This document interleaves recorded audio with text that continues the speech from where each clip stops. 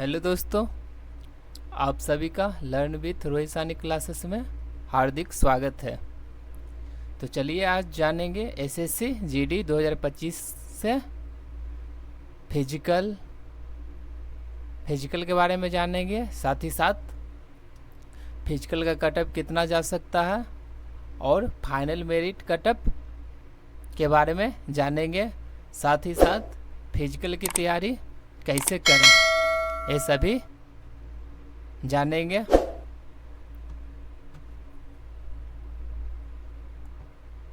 जैसा कि मैं खुद सीपीओ का 3 बार फिजिकल क्वालिफाई कर चुका हूं और साथ ही साथ जीडी का 1 टाइम। जीडी 2021 का है ये जो मेरा फिजिकल पास किए हैं, जो दिया गया देख सकते हैं आप। वही ये 2022 में सीपीयू का फिजिकल क्वालिफाइड किए हैं।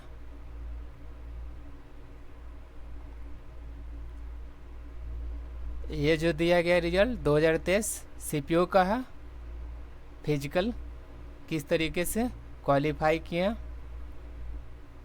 ये सीपीयू 2024 के बाद। तो चलिए सीपीयू फिजिकल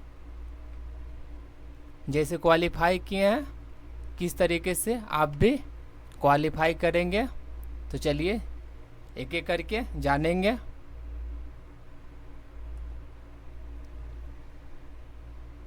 सबसे पहले अगर देखें तो एसएससी जीडी 2025 में टोटल वैकेंसी कितने हैं, तो 39,481, जिसमें बीएसएफ का देखें तो मेल और फीमेल के मिला के 15,654 है।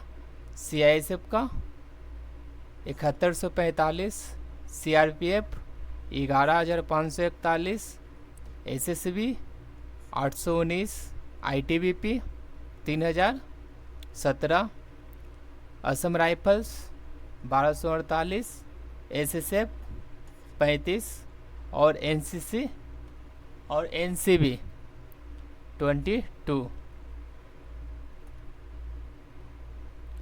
अगर पिछले साल से कंपेयर करें तो 2022 में टोटल 50,187 वैकेंसी थी।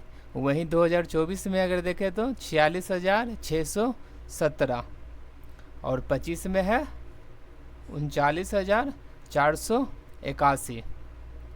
टोटल फॉर्म फिलअप कितना हुआ था 22 में, तो अप्रॉक्स 54 लाख के आसपास। वहीं 2024 में 47 लाख और 25 में 52 लाख। तो 22 में फिजिकल के लिए कितने बच्चों को बुलाया गया था, जब 50,000 सीट था तो लगभग 3,70,000 बच्चों को फिजिकल के लिए बुलाया गया था। वहीं 2024 में लगभग 3.5 लाख बच्चों को बुलाया गया और 2025 में अनुमानित है कि लगभग 3 लाख बच्चे फिजिकल के लिए बुलाए जाएंगे। –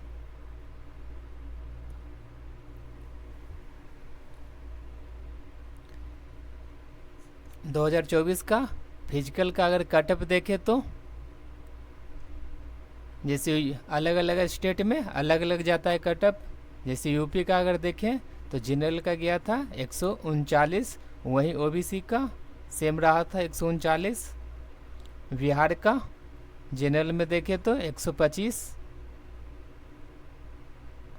उसी प्रकार दिल्ली का 125। अलग अलग स्टेट का देख सकते हैं किस प्रकार पिछला साल कटअप गया था। इसी के आधार पर एक अनुमानित कटअप बताएंगे 2025 में फिजिकल के लिए कितना कटअप जा सकता है। तो 2025 का एक्सपेक्टेड कटअप आपके सामने है। जैसे जनरल के लिए अगर देखें तो 126 ±5 लेकर चल सकते हैं। वहीं ओबीसी का 120, एक सर्विसमैन का 65, EWS 122, SC 109, ST 105।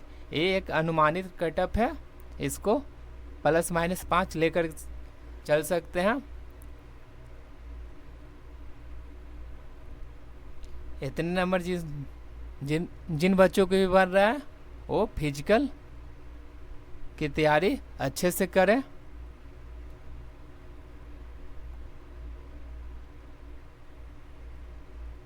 तो चलिए फिजिकल टेस्ट, पीईटी और पीएचटी की बारे में अच्छे से पूरी जानकारी जानेंगे।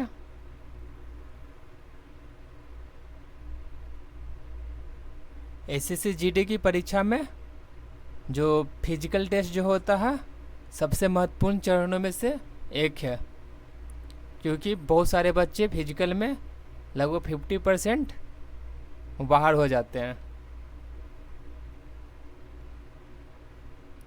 अगर आपका सपना है देश की सुरक्षा बलों में जाने का, तो एसएससी जीडी एक सुनहरा अवसर है जिसके माध्यम से आप परीक्षा को सक्सेस करके आप देश की सुरक्षा बलों में भागीदारी कर सकते हैं। तो फिजिकल का 2 मुख्य चरण होता है, जिसमें एक होता है पीईटी फिजिकल एफिशिएंसी टेस्ट और दूसरा होता है PST physical standard test. PET में जो होता है आपको रनिंग होगा, 4 टाइम फिजिकल क्वालिफाई किए, अपना एक्सपीरियंस शेयर कर रहे हैं।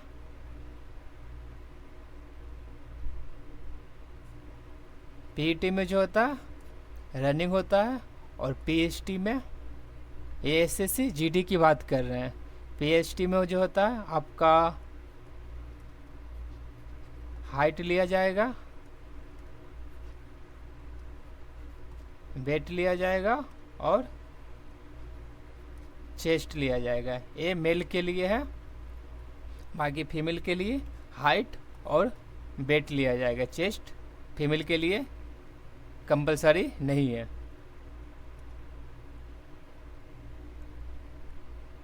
अभी बताएं जैसे कि पीईटी में रनिंग का टेस्ट लिया जाता है,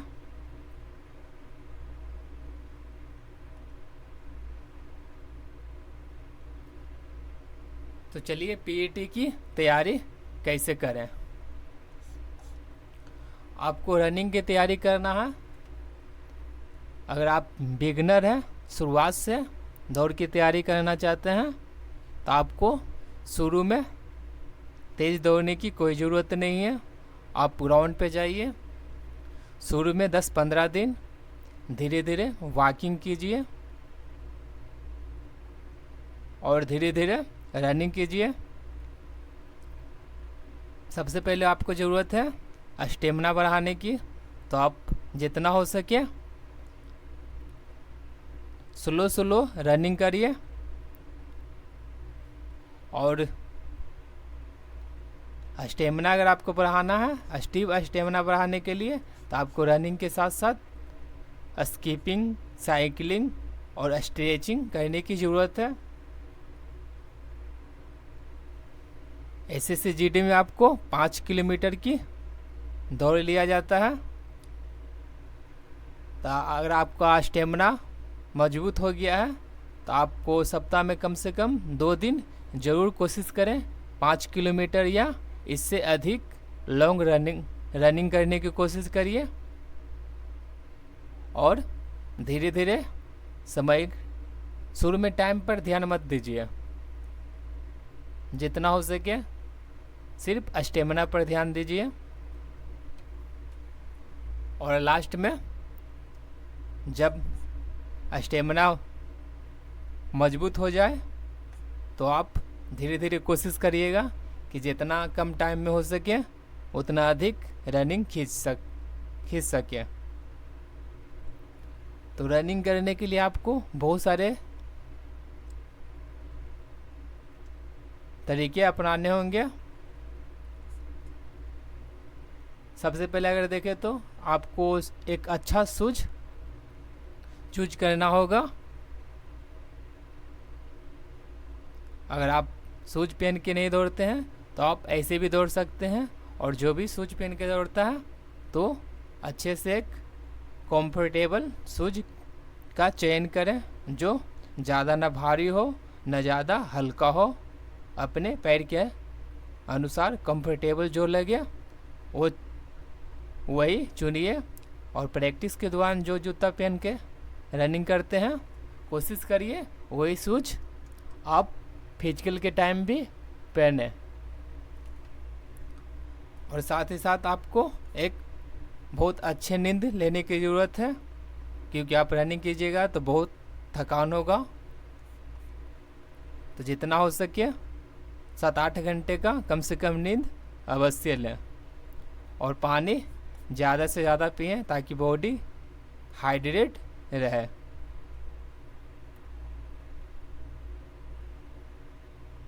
और पीएचटी की बात कर रहे थे, तो पीएचटी फिजिकल स्टैंडर्ड टेस्ट, इसमें आपकी हाइट लिया जाता है, वेट और चेस्ट लिया जाता है। ये महिलाओं के लिए कंपलसरी नहीं होता है चेस्ट, महिलाओं का सिर्फ हाइट और वेट लिया जाता है।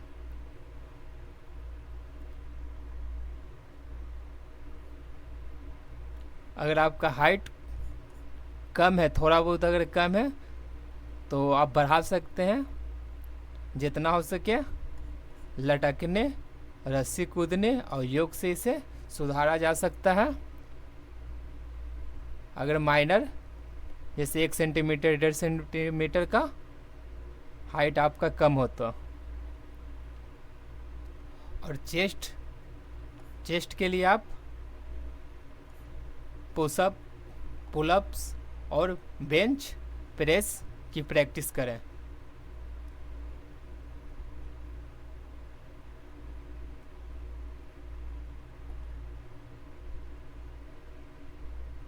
वेट वजन जो होता है हाइट के अनुसार वजन लिया जाता है।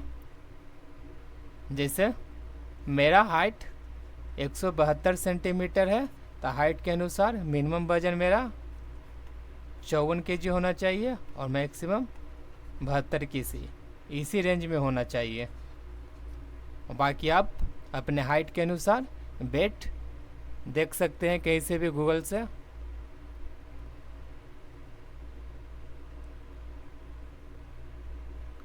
पीएचडी की तैयारी के लिए डाइट का ध्यान रखें, हो सके तो ज़्यादा से ज़्यादा प्रोटीन लें। प्रोटीन जैसे कि अंडा, दूध, बादाम, चिकन, सोयाबीन। योग और एक्सरसाइज करें ताकि शरीर क्या हो, लचीला बना रहे। मेडिकल टेस्ट में कोई परेशानी ना हो, इसके लिए आप हो सके तो पहले से ही डॉक्टर से हेल्थ चेकअप करा लें, जिससे अगर कुछ प्रॉब्लम हो तो पहले ही सुधार लें। क्योंकि अगर वहाँ कुछ प्रॉब्लम होगा तो सुधारने का टाइम नहीं मिलेगा, इसलिए हो सके तो पहले ही हेल्थ चेकअप करा लें। जो भी समस्या हो वो पहले ही निदान कर लें।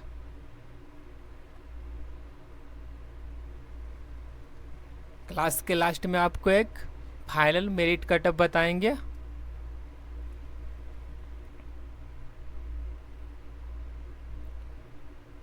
फिजिकल का तो देख लिए, अब मेडिकल देखते हैं।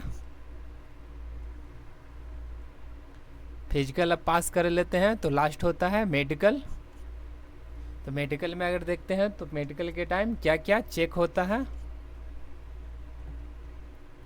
तो सबसे पहले तो आँख की रोशनी देखा जाता है, क्या 6/6 होना चाहिए या 6/9 विदाउट सनग्लासेस, चश्मा नहीं लगा होना चाहिए।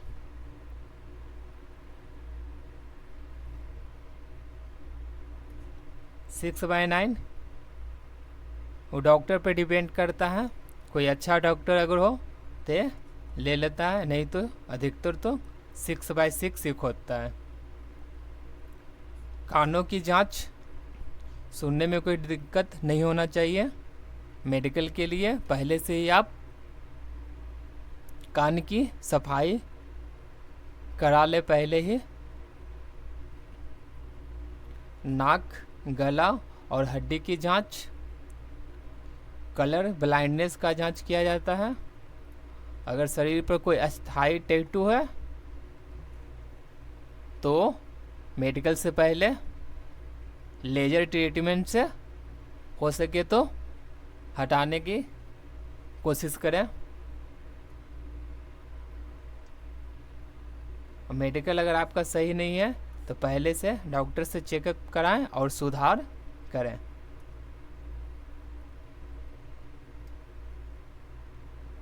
अब फिजिकल टेस्ट पास करने के लिए बेस्ट टिप्स क्या है? जैसे कि बताए हैं, रनिंग का रोज़ प्रैक्टिस करें। वीक में 2 दिन, 7 डेज में हो सके तो 2 दिन 5 किलोमीटर या 5 किलोमीटर से अधिक दौड़ की प्रैक्टिस करें। वजन और हाइट जो होता है वो पहले से चेक कर लें और टेस्ट में फिट रहने के लिए हेल्दी डाइट लें और स्टेमिना और ताकत बढ़ाने पर फोकस करें। मानसिक रूप से तैयार रहें और आत्मविश्वास बनाए रखें। आपका इसमें है 50% जिस प्रकार एग्ज़ाम का है, उसी प्रकार 50% आपका फिजिकल योगदान है।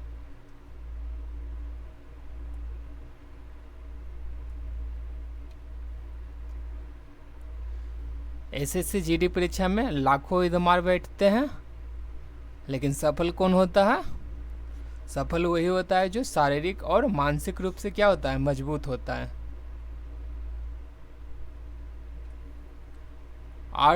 आर्म फोर्स में जाने के लिए आपको शारीरिक और मानसिक रूप से बहुत ही ज़्यादा मजबूत होना चाहिए।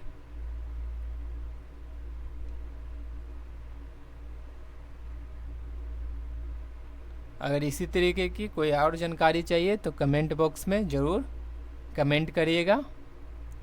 तो चलिए फाइनल मेरिट कटअप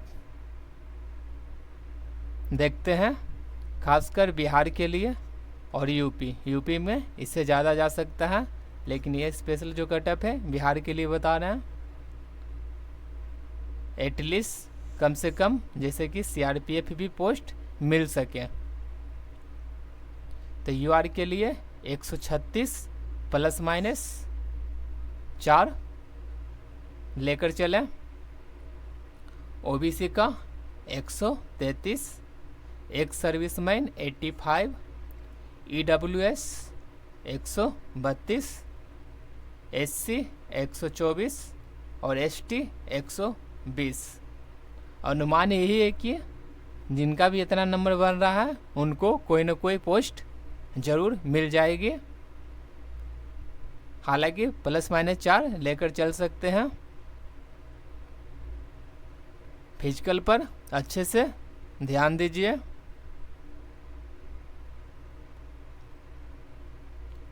और फिजिकल क्वालिफाई करने के बाद मेडिकल पर ध्यान दीजिएगा। धन्यवाद।